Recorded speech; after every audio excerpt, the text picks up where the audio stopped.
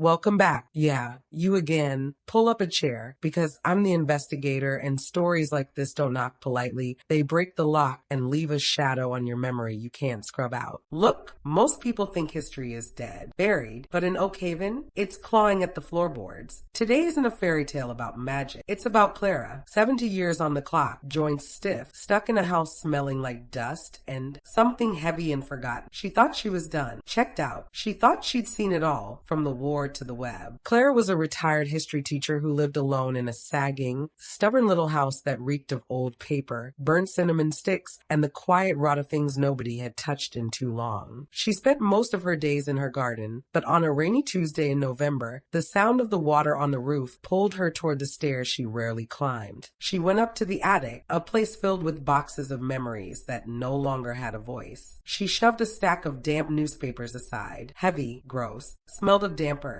That's when her foot caught on it. A trunk, not magical, just dark wood, rusted iron, ugly, shoved in the corner like a bad secret someone was desperate to forget. It wasn't waiting for her. It was hiding. Clara's hand shook. Arthritis? Fear? Maybe both. She touched the latch, and the metal bit back with a bitter, bone-deep chill that crawled up her fingers and into her wrist, like something on the other side had just noticed her. She hesitated. You open a box like that, you let the ghosts out. She knew that. People talk about historical significance. Garbage. It's just sweat and grease left on a handle. Clara didn't feel a heartbeat in that trunk. She felt a warning. The air in the attic shifted, heavy and suffocating, like the room was holding its breath. She wasn't uncovering a memory. She was unearthing a ghost. The trunk sat there, an ugly, heavy fact that refused to be ignored, demanding she dirty her hands to find out why it was left behind. Clara knew that opening it might change her quiet afternoon, but she did not realize that it would soon change the way she looked at her entire town. She took a deep breath, the scent of dust and cedar filling her lungs, and prepared to look into a world that had been silent for over 50 years. But as she pulled the lid back, the first thing she saw was not a treasure, but a single folded piece of blue fabric. Clara pulled the blue fabric from the trunk and realized it was a dress, perfectly preserved despite the passing of time. It was a blue that didn't belong in a graveyard, vivid, defiant, and heavy with the kind of craftsmanship that died out when people started valuing speed over soul. Clara held it up, and the fabric didn't just catch the light. It seemed to demand it, cutting through the attic's gloom like a bruise on a ghost. The dress didn't bring back music or laughter. It brought back the phantom ache of a town that used to stand for something. It wasn't a guest, it was a witness. Clara held the fabric and felt the weight of